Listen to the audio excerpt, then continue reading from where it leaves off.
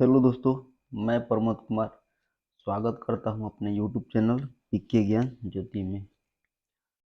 तो देखिए, हम आज क्लास 10 मंथली एग्जामिनेशन अक्टूबर 2024 जो ऑब्जेक्टिव क्वेश्चन जो पूछा गया था वही हम आज देखेंगे। आज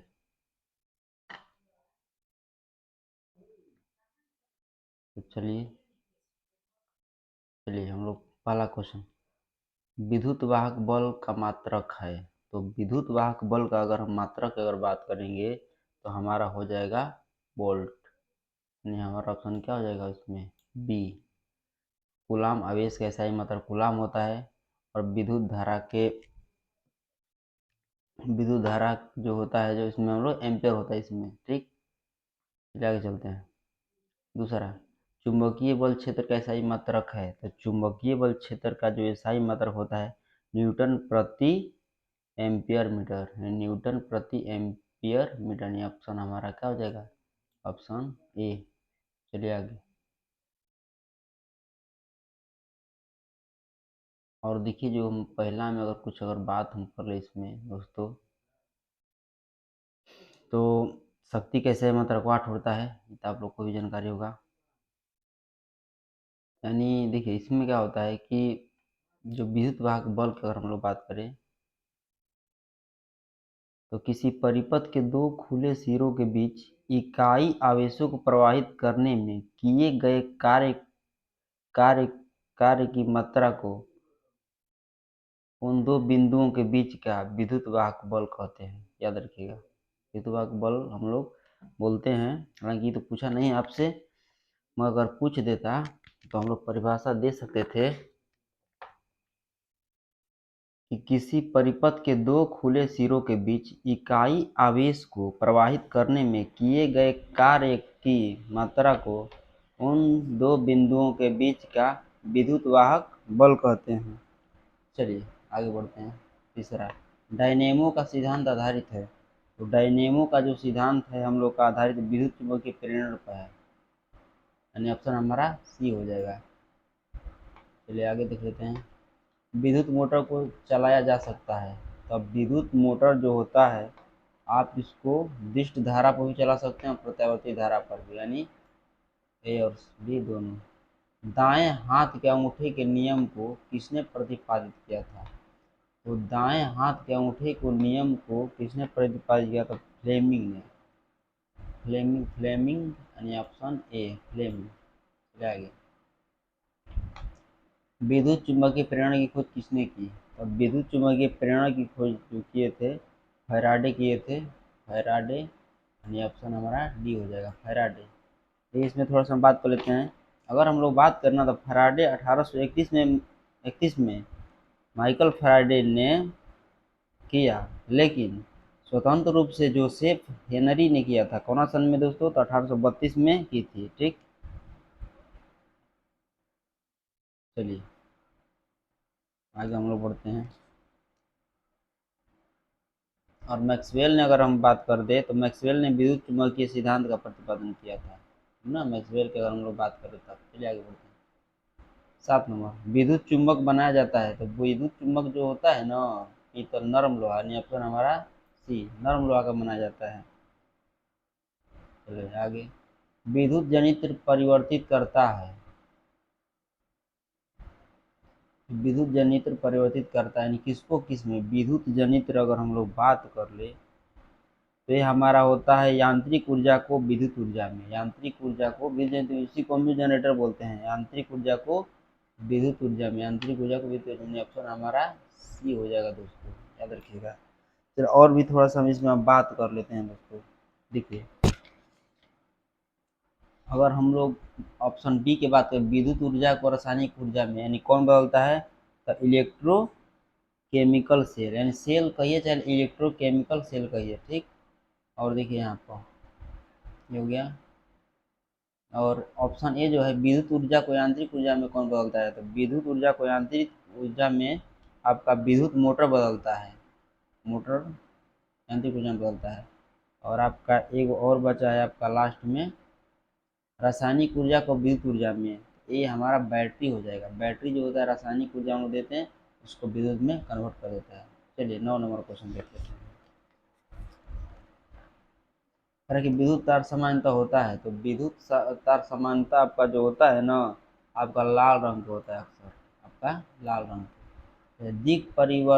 दिक परिवर्तक युक्त जनित्र उत्पन्न करता है, तो दिक परिवर्तन जो होता है हमेशा ही दिष्ट धारा होता है, याद रखिएगा। प्रत्यावर्ती धारा दिष्ट धारा, ऑप्शन ए हमारा हो जाएगा। चलिए 11 नंबर, डालडा में उपस्थित वसा अम्ल किस प्रकृति का होता है? तो डालडा में जो होता है उपस्थित वसा जो अम्ल जो होता है, ये संतृप्त होता है। क्या होता है दोस्तों? ऑप्शन बी हमारा हो जाएगा, संतृप्त हो जाएगा। ठीक, चलिए। और इसमें अगर बात करें तो एथेनॉल का दूसरा नाम एथिल अल्कोहल होता है, ठीक ना। एथेनॉल का दूसरा नाम एथिल अल्कोहल होता है। हालांकि चलिए इसको हम आगे अभी बढ़ते हैं। चलिए, आयोडीन को निम्नलिखित किस द्रव में घोलने से टिंचर आयोडीन बनता है? तो आयोडीन को निम्नलिखित किस द्रव में घोलने से टिंचर आयोडीन बनता है? तो ये हमारा हो जाएगा ethyl alcohol. Ethyl alcohol, ethyl alcohol, याद रखिएगा दोस्तों, इथाइल अल्कोहल। चलिए आगे बढ़ते हैं। 13 number, calcium carbide, calcium carbide जल के साथ अभिक्रिया करके करके बनाता है। तो 13 का हमारा हो जाएगा, क्या हो जाएगा? तो इथेन नहीं, एथिन ये भी नहीं होगा। हाँ, एथाइन, एथाइन दोस्तों होगा इसमें आपका, एथाइन यानी ऑप्शन हमारा क्या हो जाएगा? सी हो जाएगा, एथाइन। चलिए, एल्कीन का सामान्य सूत्र 14 नंबर अगर बात करें, एल्कीन का सामान्य सूत्र, तो एल्कीन का सामान्य सूत्र आपका होगा CnH2 यानी ऑप्शन हमारा सी हो जाएगा। अब देखिए थोड़ा सा इसमें इस श्रेणी में और भी लोग आते हैं, जिसे मान लेते हैं एल्केन हो गया। तो एल्केन का आपका फॉर्मूला होता है CnH2n+2, याद रखिएगा। देखिए यहाँ पर, देखिए हम बता देते हैं, Cn यानी आपका एल्केन का होता है CnH2n+2 होता है। और वहीं अगर बात करें एल्काइन का, तो एल्काइन का आपका होता है CnH2n-2। एल्काइन का होता है CnH2n-2 होता है दोस्तों। तो चलिए आगे हम चलते हैं। 15 नंबर क्वेश्चन देखते हैं। एल्केन में कार्बन परमाणुओं के बीच आबंध का प्रकार होता है, तो हमेशा एकल आबंध होता है। ऑप्शन हमारा ए हो जाएगा, याद रखिएगा। 16 नंबर, इथाइलिन का IUPAC नाम क्या है? तो इसका हो जाएगा एथिन होगा, ठीक ना। आपका ऑप्शन का हो जाएगा इसमें, ए हो जाएगा, एथिन। चलिए 17 नंबर, एल्डिहाइड श्रेणी के सदस्यों का क्रियाशील समूह है, तो याद रखिएगा। इसमें आपका हो जाएगा, ये तो नहीं होगा, बी दिखे होगा, bond C, bond H, double bond O, यानी ऑप्शन हमारा कौन हो जाएगा? बी। आगे, एल्काइन में दो कार्बन परमाणुओं के बीच कितने सहसंयोजक आबंध होते हैं? तो इसमें आपका हो जाएगा 3। 18 नंबर का आपका 3 हो जाएगा, ऑप्शन डी। 19, एल्कोहल में कौन सा तत्व उपस्थित नहीं है? तो एल्कोहल में कौन सा तत्व उपस्थित नहीं है कह रहा है दोस्तों, इसमें नहीं है। तो कार्बन भी होता है, हाइड्रोजन भी होता है, ऑक्सीजन भी होता है, मगर नाइट्रोजन आपका नहीं होता है। चलिए 20 नंबर देख लेते हैं। निम्नांकित यौगिकों में कौन जल में अविलेय है? तो जल में अविलेय कौन है? तो जल में आपका देखिए ग्लूकोज तो नहीं होगा, अविलेय कर अविलेय होगा, एथेनॉल भी होगा, एथेनोइक अम्ल भी विलेय होता है, मरी कर अविलेय। तो एथाइन आपका जो होता है दोस्तों ना, ये आपका अविलेय होता है। चलिए 21 नंबर क्वेश्चन देखते हैं। एक वन पारिस्थितिकी तंत्र में कितने पोषक स्तर होते हैं? याद रखिए 21 नंबर के आपका हो जाएगा डी, 4, ठीक ना। इसमें आप लोग देखिएगा 4 हो। तो चलिए यहाँ पर एक वन पारिस्थितिकी तंत्र में कितने पोषक स्तर होते हैं? तो 4 होते हैं, ऑप्शन हमारा डी हो जाएगा। चलिए 22 नंबर देख लेते हैं क्वेश्चन दोस्तों। 22 नंबर आपका क्या क्वेश्चन कह रहा है? तो जीवाणु कहलाते हैं, तो जीवाणु जो होते हैं अपघटक कहलाते हैं दोस्तों, यानी ऑप्शन हमारा सी हो जाएगा, घटक कहलाते हैं। 23 नंबर, बाघ उपभोक्ता है, तो और बाघ अगर हम लोग बात कर रहे हैं ना, तो बाघ आपका आ जाएगा इसमें बाघ तो खाने वाला है, तो बाघ आपका हो जाएगा तृतीय पोषीय स्तर में, ऑप्शन हमारा सी हो जाएगा। प्राथमिक पोषी में तो शाकाहारी आएगा, और द्वितीयक में तो जो इन लोग को खाते हैं वो लोग आएंगे, तृतीयक में हमारा ऑप्शन सी हो जाएगा। चलिए 23 नंबर देख लेते हैं क्वेश्चन, सॉरी 23 नंबर था आपका दोस्तों, 23 था। 24 नंबर देख लेते हैं क्वेश्चन, अब हम 24 नंबर को हम देख लेते हैं दोस्तों। 24 नंबर क्वेश्चन क्या कह रहा है, कह रहे कि ओजोन परत है, तो ओजोन परत जो आपका है ऑप्शन सी लाभदायक है।